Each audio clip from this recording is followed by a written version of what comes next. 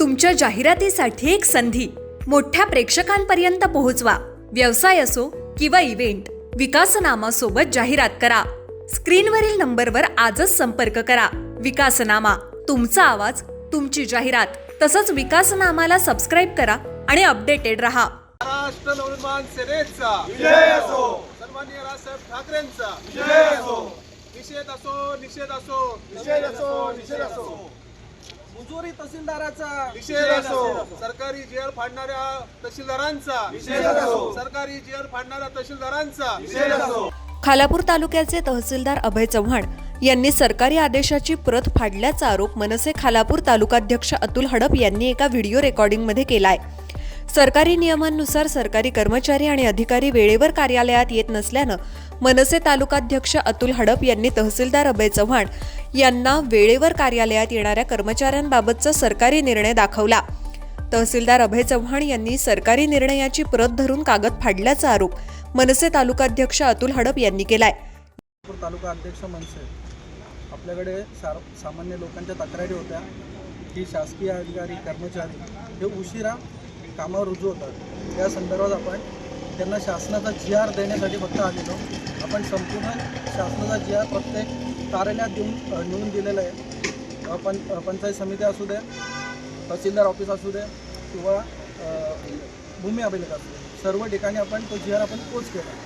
त्याच्यानंतर आपण जेव्हा पाहिलं इथे तर तहसीलदार साहेब, नायब तहसीलदार साहेब कोण अवेलेबल नव्हते।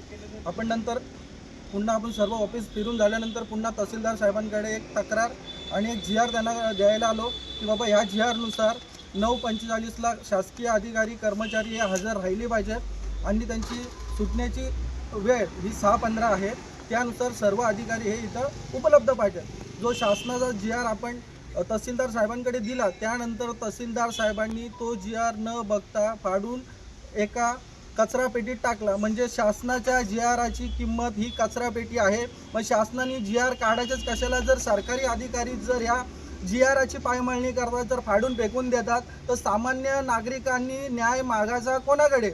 आमची आता एकच मागणी आहे। आम्ही पोलीस स्टेशनला एक अर्ज केलेला आहे, तक्रार अर्ज दाखल केलेला आहे। शासनाचा GR फाडल्या प्रकरणी आम्ही त्यांच्यावर गुन्हा दाखल करायला पोलीस साहेब पवार साहेबांकडे अर्ज दाखल केला आहे आणि आम्ही यांच्या निलंबनाची मागणी पूर्ण शासकीय अधिकारी जे होते इथे त्यांना कारणे दाखवा नोटीस ही बजावून, बाकी जे तहसीलदार साहेब आहेत ज्यांनी आमचा GR जो शासनाचा GR आहे, जे गव्हर्नमेंटच्या रूलनुसार ज्याची योग्य ती कारवाई व्हायला पाहिजे, याची जी विटंबना केली एक प्रकारे बोलायची झाली तर त्याच्या विरोधात आम्हाला त्यांना तक्रार आम्ही दाखल केलेली आणि त्यांच्यावर कारवाई करण्याचा आम्ही मागणी करत आहोत। या संदर्भात तहसीलदार अभय चव्हाण यांनी या संदर्भात खुलासा करत आपण शासन निर्णयाची प्रत फाडली नसल्याचं सांगितलं आणि सर्व घडलेल्या घटनेची माहिती देखील प्रसार माध्यमांना दिली आहे। हे नक्की आहे की काही मुलं माझ्याकडे आली होती, ते एका पक्षाचे आहेत असं त्यांचं सांगणं होतं। मुळातच आज काय आहे की काल मंत्री महोदयांची व्हिडिओ कॉन्फरन्स झाली। छत्रपती शिवाजी महाराज राजस्व अभियानामध्ये, महाराजस्व अभियानामध्ये आम्ही सगळे व्यस्त आहोत। सकाळपासून दौरे चालू आहे, जनजागृतीच्या संदर्भाने आम्ही फील्डवरती फिरतो। येऊन नगरपंचायतच्या अधिकाऱ्यांची म्हणजे अध्यक्षांची आणि अधिकाऱ्यांची आम्ही बैठक घेतली। 11:30-12 वाजता आमची सरपंच परिषद होती। सर्व अधिकारी, सर्व सरपंच, सर्व तलाठी, मंडळाधिकारी, फील्ड लेवलचे सगळे ऑफिसर आम्ही बोलवले होते त्याकरिता।